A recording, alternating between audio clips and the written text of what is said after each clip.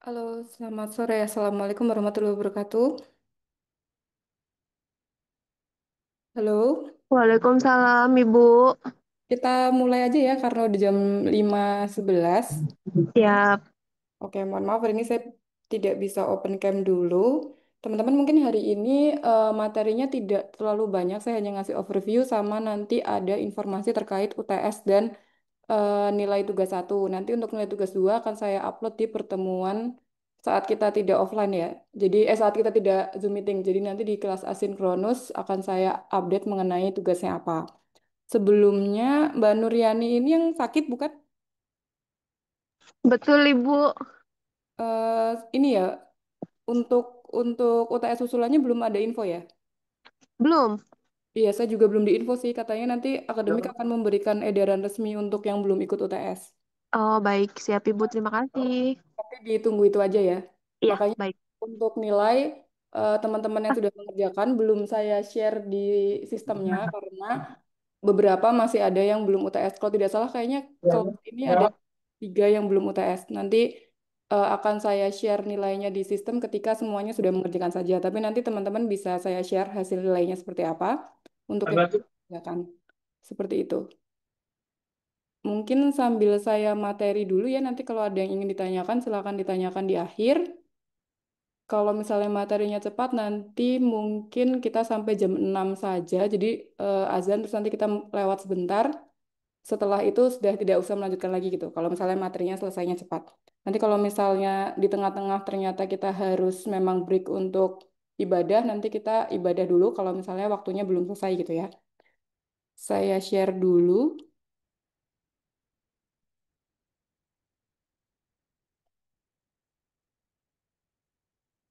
sebentar. Mungkin teman-teman udah dapat materinya juga ya di LMS.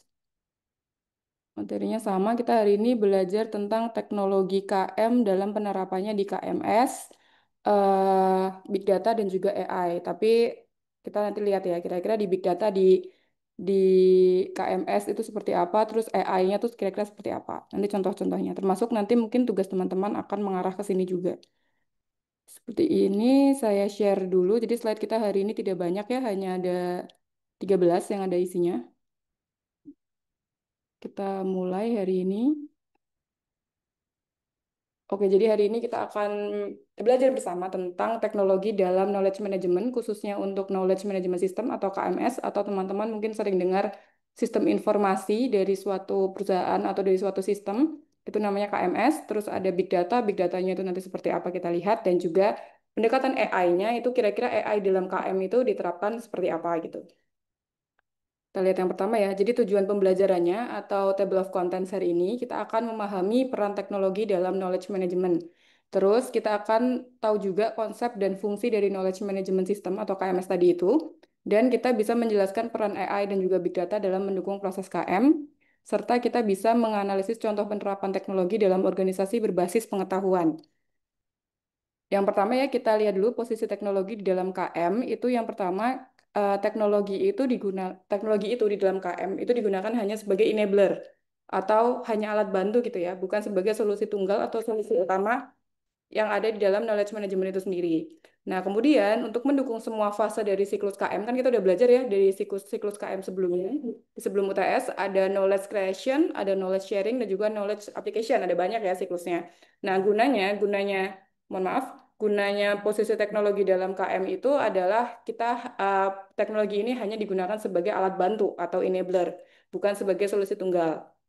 Kemudian tentu saja dengan adanya teknologi yang kita taruh di KM, seperti KMS dan juga AI dan juga Big Data, itu akan membantu skalabilitas atau akan membantu dalam persebarannya, serta efisiensi dalam bidang knowledge management systemnya, seperti itu. Kemudian yang pertama kita akan tahu dulu apa itu Knowledge Management System atau KMS. Dan definisinya di sini saya ambil dari Dalkir di bukunya yang biasa ya MIT Press itu di tahun 2011. Definisinya KMS itu adalah sebuah sistem informasi yang dirancang secara khusus untuk memfasilitasi pengumpulan, pengorganisasian, penyimpanan, dan penyebaran pengetahuan dalam organisasi. Ini kita udah tahu ya dari yang sebelum UTS juga materinya sering dibahas. Jadi KMS itu merupakan sistem informasinya. Nah, teman-teman di sini kan jurusannya juga sistem informasi ya. Jadi ini sangat erat dengan teman-teman di mana sebuah sistem informasi itu sangat sangat diperlukan untuk mendukung jalannya suatu suatu knowledge management di suatu perusahaan gitu. Jadi seringkali teman-teman akan diminta nanti membuat sistem informasi mengenai presensi kehadiran atau sistem informasi mengenai data keuangan seperti itu sangat membantu dalam knowledge management system di sebuah organisasi. Nah, komponen utamanya dari knowledge management system atau sistem informasi itu ada empat yang perlu teman-teman tahu. Yang pertama ada people atau orangnya, itu pengguna dan kontributor pengetahuan. Jadi people-nya itu otomatis kan sebagai usernya ya, user atau stakeholder-nya. Sebentar saya jeda sebentar, mohon izin. Sebentar ya.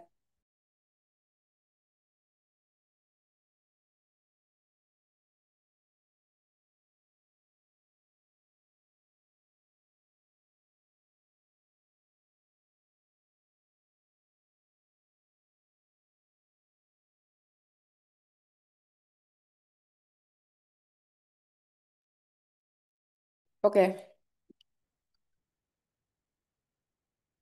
mohon maaf, saya share lagi. Jadi tadi ada empat yang utama.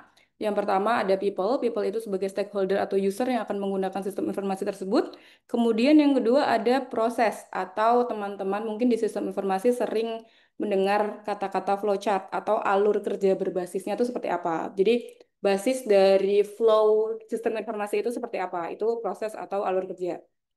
Kemudian yang ketiga ada teknologi. Nah, teknologinya ini adalah sistem pendukungnya, seperti contohnya internetnya, intranetnya kalau di dalam kantor, database-nya, terus ada misalnya single sign-on kalau teman-teman tahu ada SSO atau yang kita sebut dengan portal.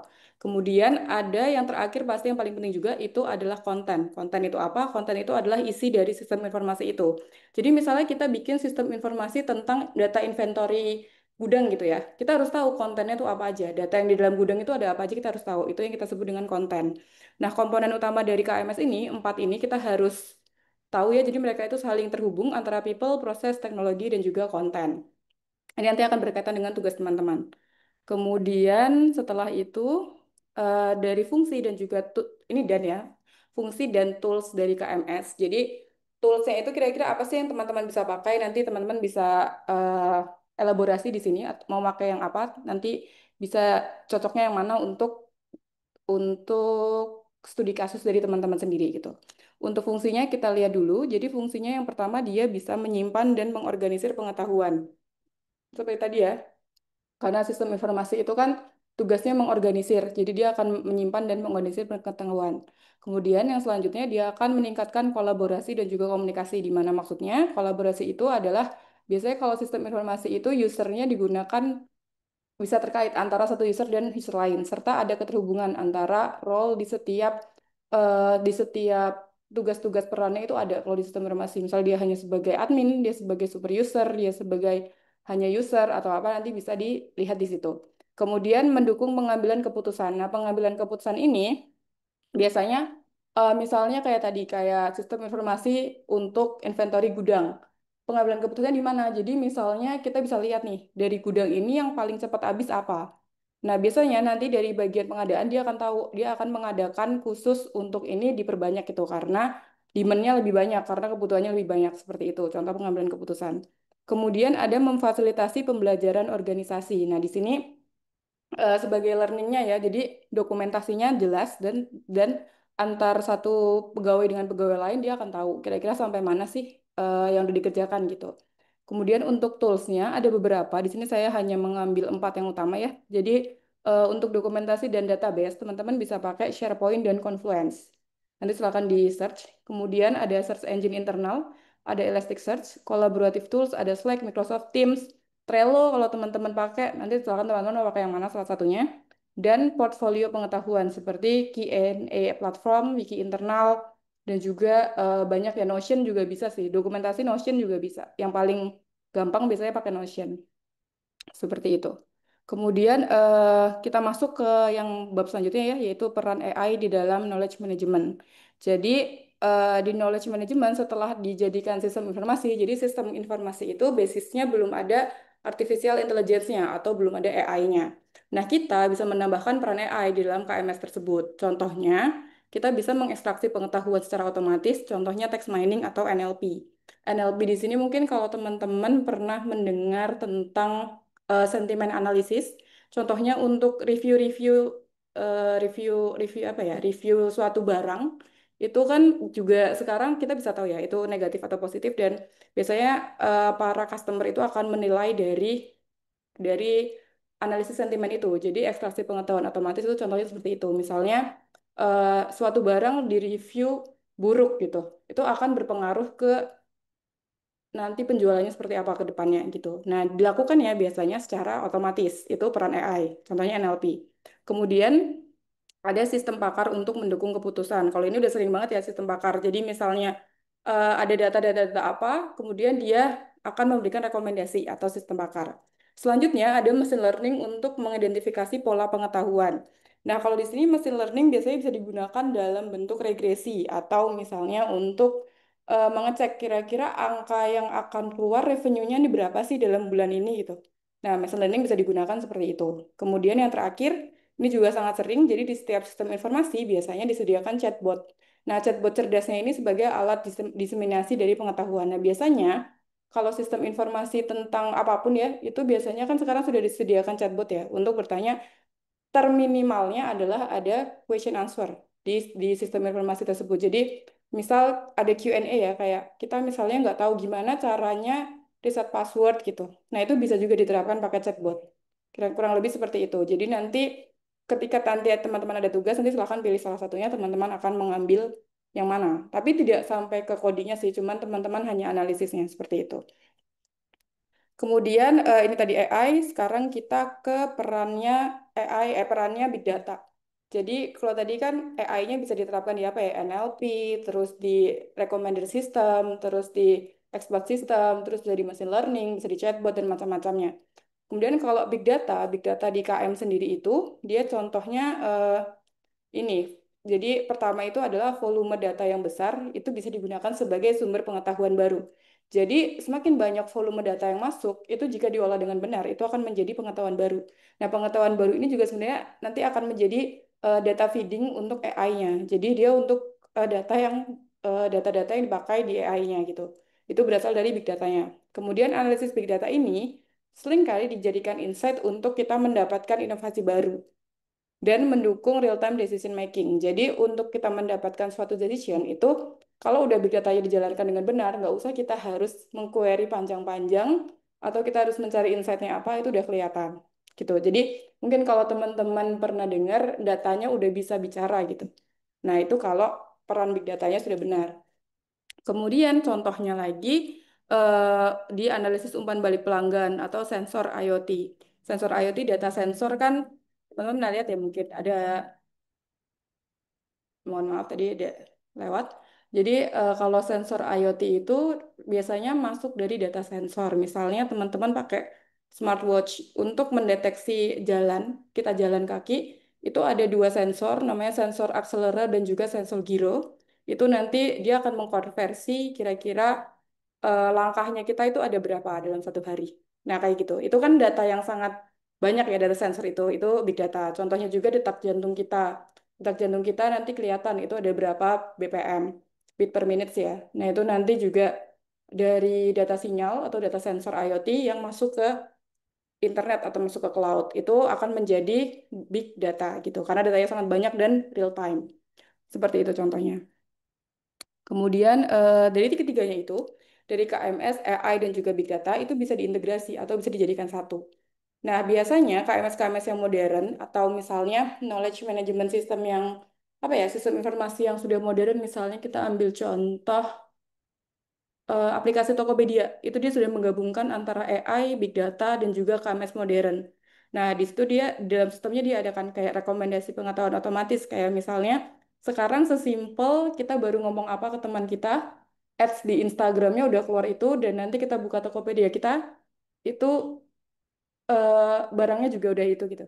Jadi udah secepat itu kalau teman-teman menyadari. Kemudian yang selanjutnya dashboard berbasis analitik. Nah, ini juga sering dipakai di kantor. Ini untuk kita monitoring ya tugasnya. Jadi kita akan tahu setiap misalnya setiap hari nanti sudah berapa yang terjual, trennya seperti apa, apakah churn atau naik turun atau bagaimana, itu dashboard berbasis analitik, biasanya menampilkan jumlah-jumlah.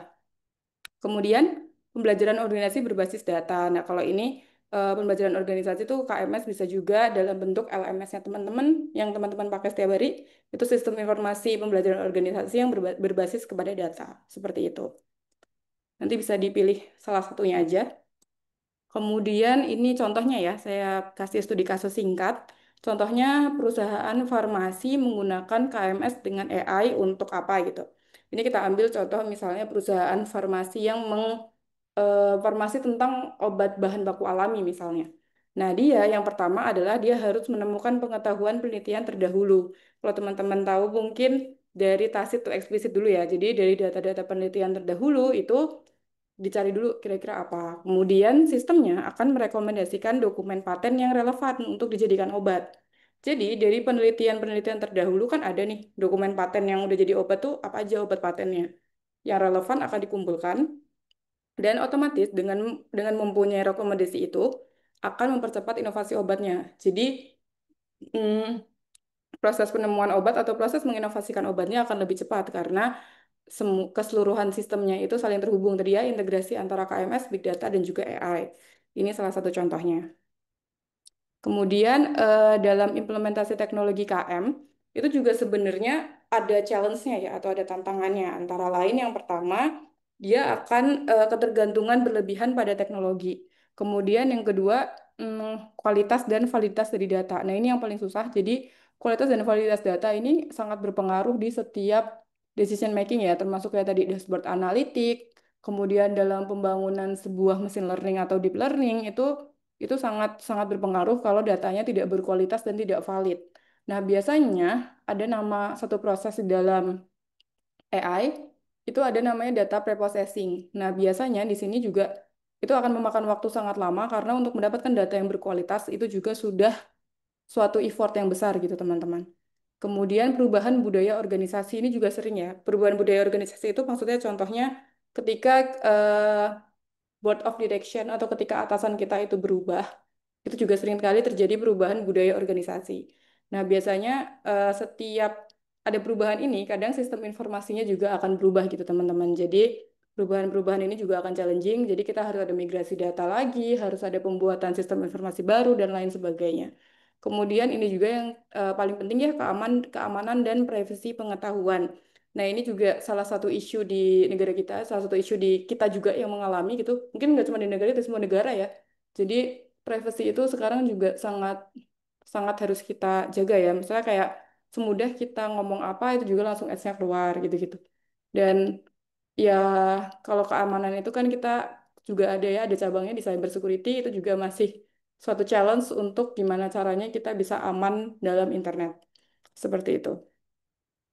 Kemudian mungkin ini untuk slide terakhir di hari ini ada key points-nya. Jadi dari yang tadi kita belajari, dari teknologi knowledge management, AI, kemudian big data, itu key points-nya apa? Itu kesimpulannya apa? Jadi yang pertama, kesimpulan yang pertama adalah teknologi memainkan peran penting, namun harus seimbang dengan aspek manusia dan proses. Jadi kayak tadi ya yang di awal, teknologi itu hanya sebagai enabler atau pendukung, sedangkan tetap tetap yang memegang utamanya itu ya people-nya dan manusia dan juga prosesnya.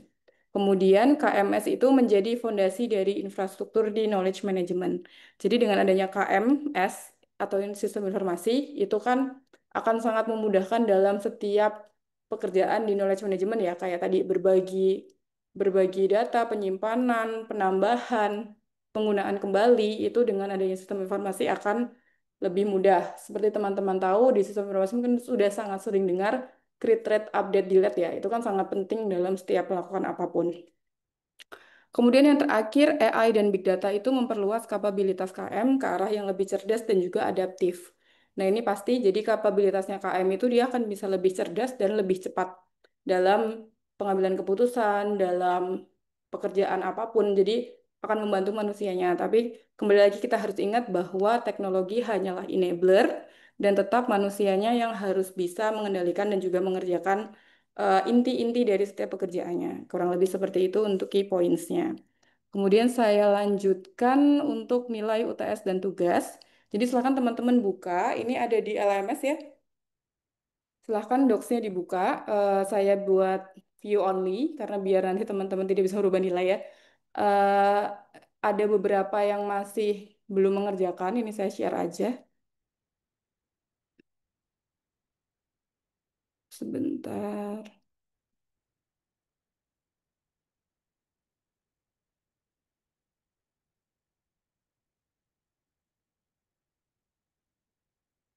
Ini ya, sudah ada yang buka kah di LMS? Nanti kalau misalnya mau lihat di sini ya. Ini untuk UTS-nya. Saya berikan NIM-nya. Teman-teman kan pasti hafal ya NIM-nya masing-masing ya. UTS kita ada 5 soal. Yang kemarin untuk Mbak Nuriani saya belum tahu nanti skemanya apakah soalnya sama atau beda. Saya belum tahu juga. Nanti akan saya infokan ya kalau dari akademiknya udah tahu. Nah, ini ada 8 orang di kelas kita untuk sistem informasi dan knowledge management ada 3 orang yang belum UTS. Mungkin salah satunya ada Mbak Nuriani ya. Saya nggak hafal Oh, sih. izin, Bu. Saya udah ngerjain sih kalau yang ini. Ini tugas apa UTS? UTS itu yang NIM saya yang 0012. Oh, udah ngerjain. Udah. Oh, saya kira soalnya kemarin ada Iya, tapi surat rawat sempat inapnya ngerjain. ya.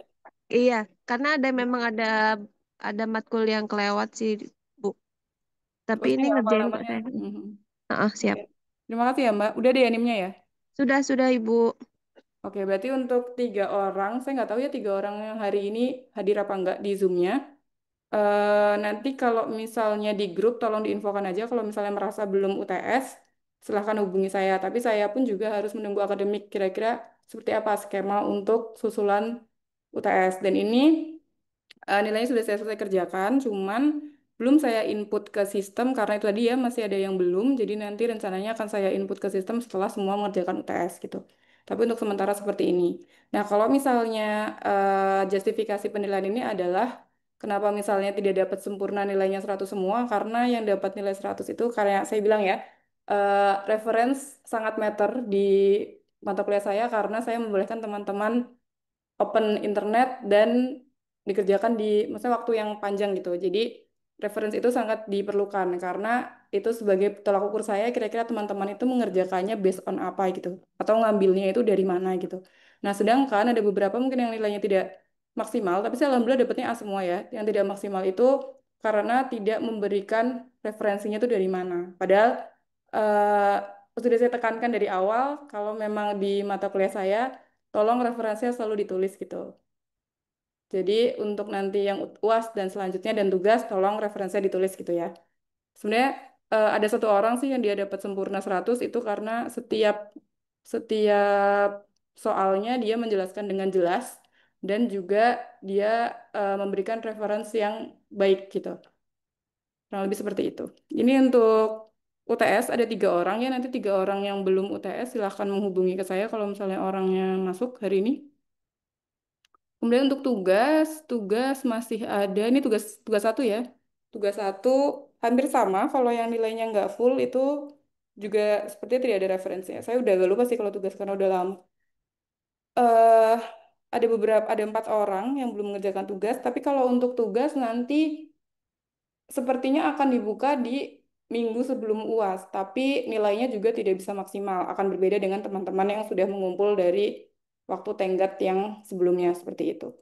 Jadi untuk tugas dan juga UTS sudah saya nilai dan nanti teman-teman yang belum silahkan untuk menghubungi saya dulu ya. Kalau misalnya yang 3 orang dan 4 orang ini silahkan menghubungi saya. Nanti akan saya sampaikan dulu ke akademik seperti itu. Mungkin untuk nilai dan materi apakah ada yang ditanyakan? Terus selesai kita 35 menit.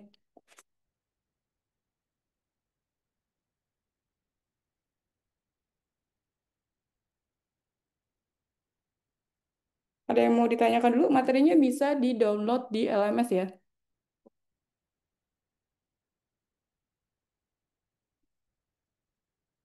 Nanti untuk tugas, karena tugasnya berkelompok, nanti silakan teman-teman mau mengisi dulu teman kelompoknya siapa, nanti akan saya berikan linknya. Kemudian eh, untuk instruksi tugasnya akan saya berikan di kelas asinkronus di minggu depan, atau di minggu depannya lagi gitu. Nanti akan saya kasih deadline untuk teman-teman presentasi kelompoknya kapan. Nanti kalau misalnya nilai presentasinya sudah bagus, tidak usah ikut UAS seperti itu. Ada yang mau ditanyakan dulu? Soalnya di mana Bu yang kelompok itu Bu? Nanti di minggu depan ya. Apanya nih? Yang link kelompok. Oh, soalnya Bu. Oh, berarti minggu depan ya Bu. Maaf, maaf Bu. Iya, minggu depan, masih minggu depan. Antara minggu depan atau minggu depannya lagi ya, karena kita masih ada kurang lebih kayaknya 2 materi deh di BRP yang belum disampaikan. Nanti kalau materinya sudah disampaikan semua, baru tugasnya saya launching. Seperti itu. Ada lagi? Mungkin untuk presensi, karena hari ini tadi Zoom-nya ada kendala, saya cek dulu ya, presensinya aman atau tidak. Pertemuan 9.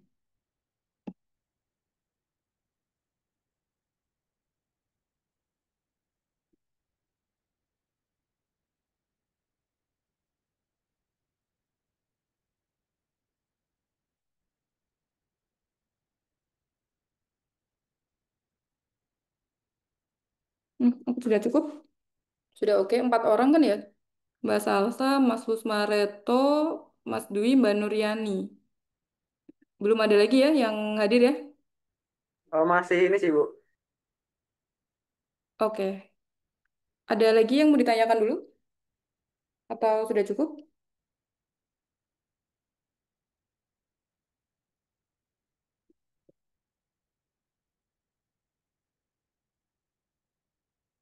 Oke, sepertinya sudah cukup ya. Kalau nggak ada yang tanya lagi, mungkin untuk kelas KM hari ini itu dulu. Nanti kita minggu depan akan masih ada beberapa poin. Sepertinya saya cek dulu BRP. Kayaknya sih masih kurang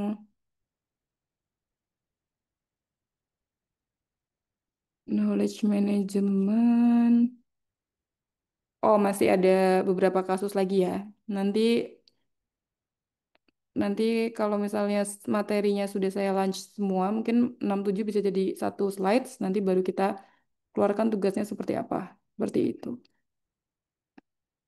Mungkin itu dari saya. Jika sudah tidak ada pertanyaan lagi, mungkin saya akhiri dulu ya pertemuan di hari ini. Terima kasih banyak untuk teman-teman yang sudah hadir. Presentasinya sudah langsung auto pakai LMS, jadi saya tidak perlu absen lagi.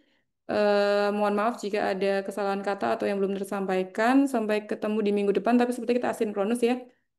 Terima kasih. Wassalamualaikum warahmatullahi wabarakatuh. Waalaikumsalam Waalaikumsalam warahmatullahi wabarakatuh. warahmatullahi Terima kasih wabarakatuh. Bu. Makasih, Bu. Sama-sama.